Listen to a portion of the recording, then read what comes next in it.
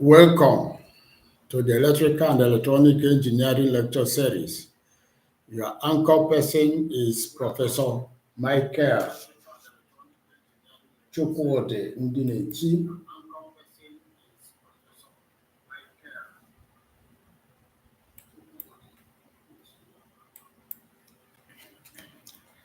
Our topic today is Introduction to Digital Communication Systems.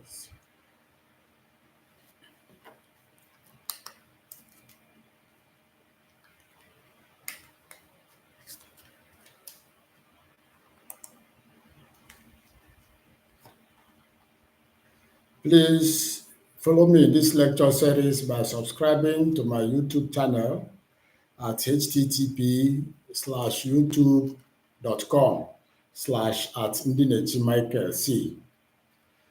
Like, share, and drop your comments in the comment section or reach out to me using any of my email addresses. Before we start, I would like you to listen to the lectures on basic concept of electronic communications, part 1 and part 2, using the link shown. That will assist you in understanding better this topic we are treating today. Now, we want to introduce digital communications.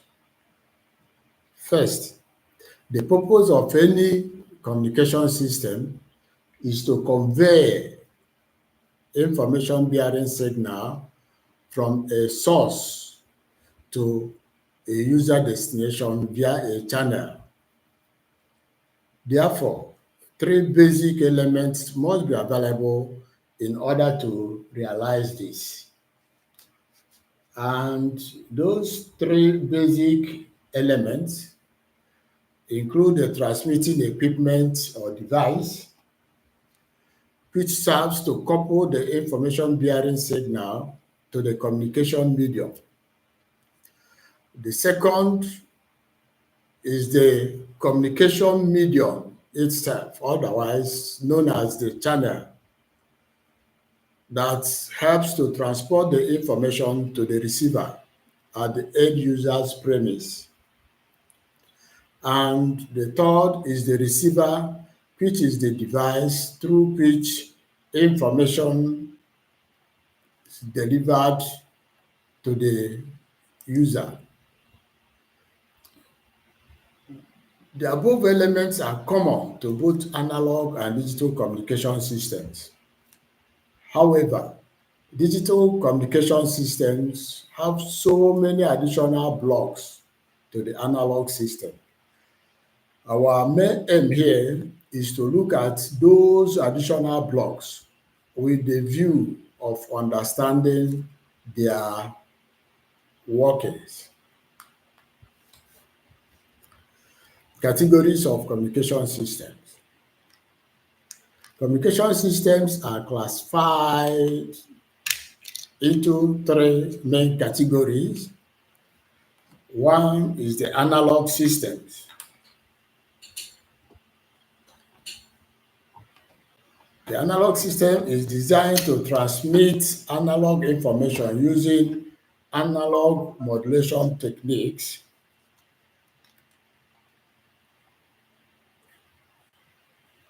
The second one is the digital systems, which is designed for transmitting digital information using digital modulation schemes. And the third is the hybrid system, which are designed to use digital modulation schemes for transmitting sample and quantized values of an analog message signal. Then, let us briefly look at the components of a digital communication system. In Fig 1, we show the functional components of a modern communication system. We will be concerning ourselves with all the blocks except the source, since all the operations in the blocks are basically making use of zeros and ones, hence the name digital communication. If you look at the block diagram of fig 1, you see that the source is usually an analog setup. So the first thing to do is to convert that source information to its digital equivalent by using analog to digital converter. After converting to digital bits, you have to quantize the signal. In our lectures coming, we will see how the quantization is done. From the quantization, the quantized signal will go to the source encoder for encoding. Then the information is encrypted. From encryption stage, it gets to channel encoding. As we go on, we see the basis for the encryption. Then your information is modulated and pushed through the channel. From the channel, it gets to the receiving end. At the receiving end, the signal is demodulated. After demodulating the signal, it gets to the equalization stage. All these stages we will treat one after the other. From the equalization stage to the channel decoding, from decoding to encryption to decryption, then the information is decoded finally. If the output required is a digital data output, it is sent like that. If you want to recover the way it is from the source, then you have to pass your signal through a digital to analog converter. Then your receiver gives you the output. Now, if we take it from stage 1 down, you see that we have the source encoder and a decoder. The decoder is at the receiving end and does the reverse process of the encoder. So we say that the source encoder converts the input into a binary sequence of zeros and ones by assigning code words. In our previous lecture, we had talked about these zeros and ones, and that is what makes the system a digital system because it operates using zeros and ones. The important parameters of a source encoder are its block size, code word length, average data rate, and efficiency. At the receiving end, the source decoder converts the binary output of the channel decoder back into an equivalent symbol sequence from the encoder. The main objective of the source coding is to remove redundancy in the transmitting information so that bandwidth required for transmission is minimized. Example of doing this or removing redundancy is the use of Hoffman coding technique.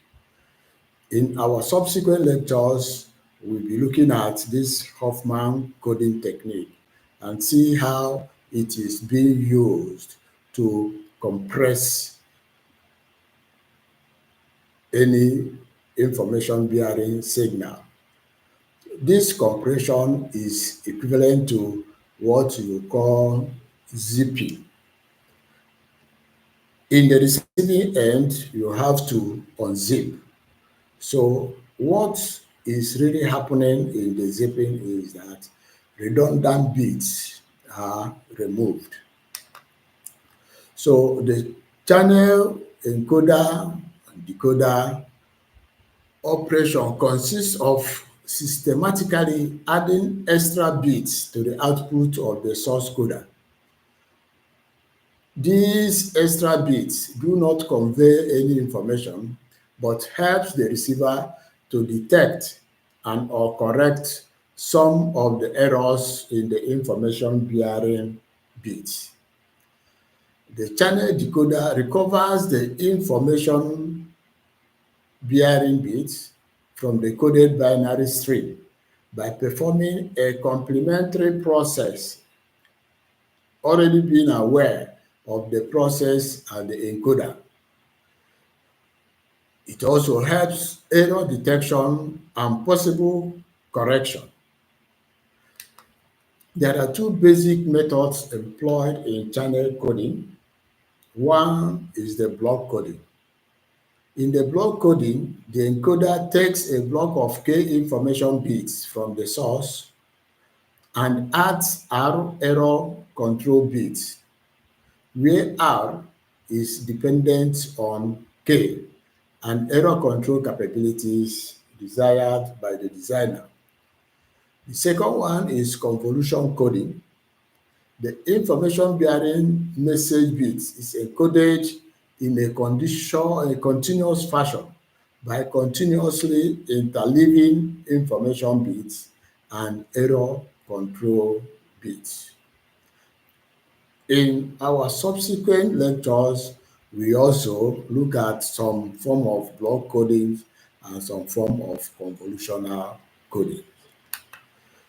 So the next stage is the modulator and demodulator. The modulator takes place at the transmitting end, while the modulator is part of the equipment at the receiving end. So we say the modulator converts the input bit stream into an electrical waveform suitable for transmission over the communication channel. Modulator can be effectively used to minimize effects of noise or channel noise, and also to match the frequency spectrum of transmitted signal with channel characteristics, and to provide the capability to multiplex many signals. The modulation at the receiving end does the reverse process of modulation. It extracts the message from the information bearing waveform produced by the modulation process. Then the signal is fed to the channel. We say that channel provides the electrical connection between the source and the destination. The communication channels have only finite bandwidth and possesses non-ideal frequency response characteristics. As a result, the signal often suffers amplitude and phase distortion as it travels over the channel. Signal power decreases due to attenuation in the channel and also gets corrupted by unwanted and unpredictable electrical signals referred to as noise. In our previous lectures, the basic concept of electronic communications, we have looked at noise and the types of noise that affect communication systems and the communication channel. So in the communication channel, fading is introduced, attenuation, degradation, interference, man-made noise. So it is very important that you listen to that basic concept of electronic communications, part 1 and 2, which are the lectures we have given, and you can see them in this engineering lecture series. The different channels available for communications include twisted and parallel pair of wires, coaxial cable, optical fiber, radio links, or what you call microwave channels, satellite communications, In some cases, you will have a combination of these channels to transmit your signal from the source to the destination. Also, it is important that in your digital systems that you do a form of encryption. At the receiving end, the encrypted signal will have to be decrypted. So we say that encryption prevents unauthorized users from understanding the message and from injecting false messages into the system. The crypto does the reverse operation at the receiving end so as to recover the original signal or original message using the same key that was used as the encryptor. By the time we treat this encryption in communication system, you'll be able to see how keys are introduced to be able to make the signal, the message you're transmitting, not being understood by any intruder. The next component we have in digital communication is the multiplexer at the transmitting end and the multiplexer at the receiving end, otherwise known as the MUX, the MUX. Multiplexer is used for combining signals from different sources so that they share the same portion of the communication systems, whereas the multiplexer is used for separating the different signals so that they reach their respective destinations separately. Example here is when you use your DSTV, the programs are presented by different bodies altogether, but the owners of DSTV will multiplex all these programs in one channel and send to different decoders. Then at the decoders in your homes, they are demultiplexed so that you watch any program you want to watch. So let's quickly look at the advantages of digital communications. Of course, we've stated that you can have analog communication system, you can have digital communication systems, you can have a hybrid. But modern communication systems make use of digital systems. So we say that the first advantage of a digital communication system is that the circuits used in that are more reliable and cheaper to realize compared to their equivalent in analog circuits. Second, signal processing functions such as compression, encryption, decimation, and interpolation can be employed more easily in digital communication systems. Error detection and correction are easily employed in digital communications, thereby improving system performance by reducing the probability of error occurring.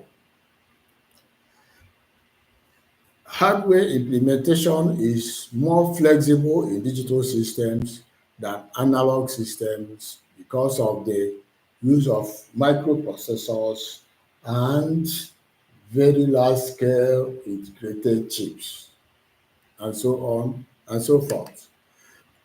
The effect of distortion, noise, and interference is less and is less severe in digital communication systems. Repeaters can be used at fixed distances along the link to identify and regenerate a pulse before it is degraded to an ambiguous state. In other words, even though in analog systems you have repeaters also, but for digital systems, it becomes easier to regenerate the pores that has been affected by noise or degradation due to attenuation in the pathway. And finally, combining digital signals using time division multiplexing is far simpler than combining analog signals using frequency division multiplexing. Of course, everything with advantages we also possess some level of disadvantages. So we are able to state two clear disadvantages of digital communications. The listener is encouraged to search further for further disadvantages of digital communications. As a student, I expect you to do that and put down in the comment section more disadvantages of digital communications you may have come across. But here, we are going to state two and leave the rest for you to find out.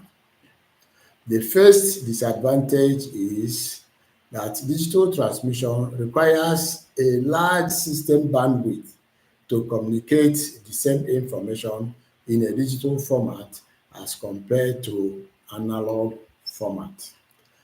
Secondly, digital detection requires system synchronization, whereas the analog signals generally have no such requirements. Then, there are channels available for this digital communications. As we said earlier, they include twisted and parallel wire pairs, coaxial cables, optical fibers, microwave radio links, and satellite channels. So the modulation and coding schemes employed in a digital communication system depend on the bandwidth and power characteristics of the channel in addition to whether the channel is linear or non-linear, and more so, how free it is from external interference.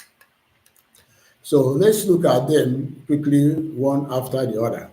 The twisted or parallel wire pair is suitable for voice-grade communication and good for data communication over short distances.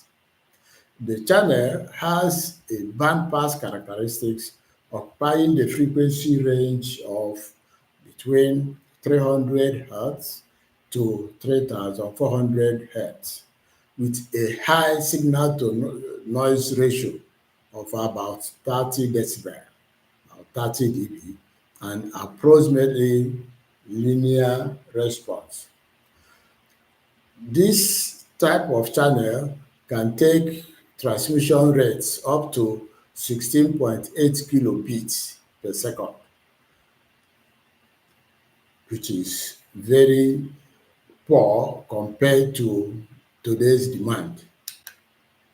The coaxial cable, on the other hand, consists of a single wire conductor centered inside an outer conductor, which is insulated from each other by a dielectric. The main advantage of coaxial cable is wide bandwidth and low external interference. Both closely spaced repeaters are required. When you make use of coaxial cable, you need your repeaters to be very close, in most cases not more than 1 kilometer intervals. And when you do that, you will have a data rate of up to 274 megabits per second, which is also not too bad, but may not be enough to transmit today's video and um, streaming systems. An optical fiber consists of a very fine inner core made of silica glass, and this silica glass is surrounded by a concentric layer called cladding that is also made of glass. The refractive index of the glass in the core is slightly higher than refractive index of the glass in the cladding. Hence, if a ray of light is launched into an optical fiber at the right oblique acceptance angle, it is continually refracted into the core by the cladding. That means the difference between the refractive indices of the core and cladding helps to guide the propagation of the ray of light inside the core of the fiber from one end to the other. If we compare this to coaxial cables, you can see that optical fibers are smaller in size and they offer higher transmission bandwidth and longer repeater separations. That, if you look at it, translates to cheaper in cost of operations. Then we have the microwave link. I'm saying that this microwave link operates on the line of sight basis. It consists basically of a transmitter and a receiver that are equipped with antennas. The antennas are placed on towers at sufficient height to have the transmitter and receiver in line of sight of each other. The operating frequencies range from 1 gigahertz to 30 gigahertz, and under normal atmospheric conditions, a microwave radio channel is very reliable and provides paths for high-speed digital transmissions. But during meteorological variations such as rain, temperature inversion, lightning, and so on, a severe degradation may occur in the system performance. And finally, we look at the satellite channel. So the satellite channel consists of a satellite in geostationary orbit, an uplink from the ground station, and a downlink to another ground station. Both links operate at microwave frequencies, with the uplink frequency usually higher than the downlink frequency. In general, satellites can be viewed as repeater in the sky. It permits communication over long distances at higher bandwidth and at relatively low cost. It is reliable, though delays are noticeable. Now, if we look at the satellite channel, we say that the uplink frequency is usually higher than the downlink frequencies. I will want you to look up in your library what are the bands available for satellite communications. Why are the uplink frequencies usually higher than the downlink frequencies? Could there be any reasons for that? We expect to see your answers in the comment section. That will help me to see how far you have understood this. Also, in my subsequent lectures coming up shortly, we are likely to dedicate 1, 2, 3, 4 lectures to satellite communications so that you know exactly what it is all about and do some calculations to get how signal move from one earth station through the satellite to the other earth station. Therefore, I will suggest that you subscribe to this engineering lecture series so that you get notifications while we are about to carry out those lectures. I thank you for listening and hope that you will share our engineering lecture series and subscribe so that together we can go through these lectures. Thank you for listening.